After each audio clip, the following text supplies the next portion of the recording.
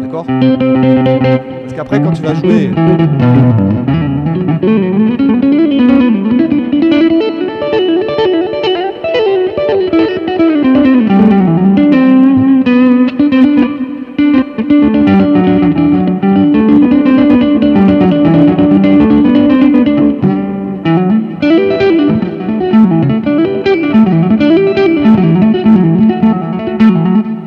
Je saute les cordes, etc. Mais parce que tu vas avoir besoin que ce mouvement il soit réactif et qu'il soit fluide en fait. Là, tu vois, par exemple, j'utilise les deux doigts là.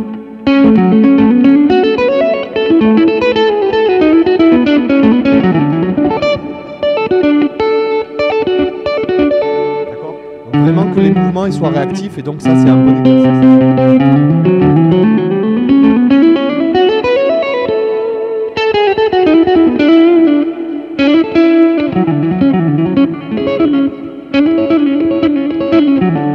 Tu vois, ça évite de faire du typing en fait.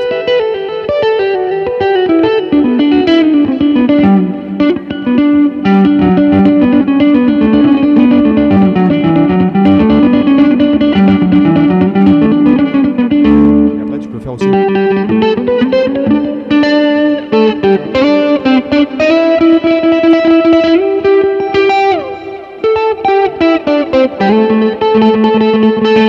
Voilà, je le fais pas assez vite pour, tu vois, ça imite un peu le rrrr au piano, tu vois.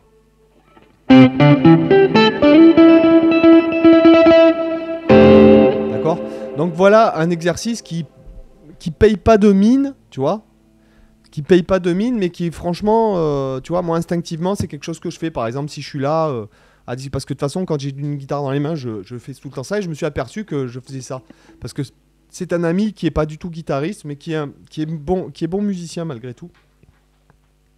Parce qu'il a le sens musical, il a le rythme, il chante bien. Et tu vois, il me faisait remarquer, il me dit, mais putain, t'es tout le temps en train de faire un truc sur la guitare en fait. Et en fait, instinctivement, tu vois, c'est des trucs que je travaille, par exemple, tu vois, je coupe le son. Quand tu es en société, que tu as une guitare dans les mains, qu'il y a quelqu'un qui te parle en même temps et que tu veux pas lui faire tes phrasing, etc., ou tes gammes, machin, ou tes sweeping pendant qu'il est en train de te parler, tu lui fais ça. Ah ouais, bah oui, bien sûr. Ouais, ok. Tu vois, t'es là. Ou alors, en fait, tu travailles en fait la mémoire musculaire, ce qu'on appelle, ce qui est essentiel.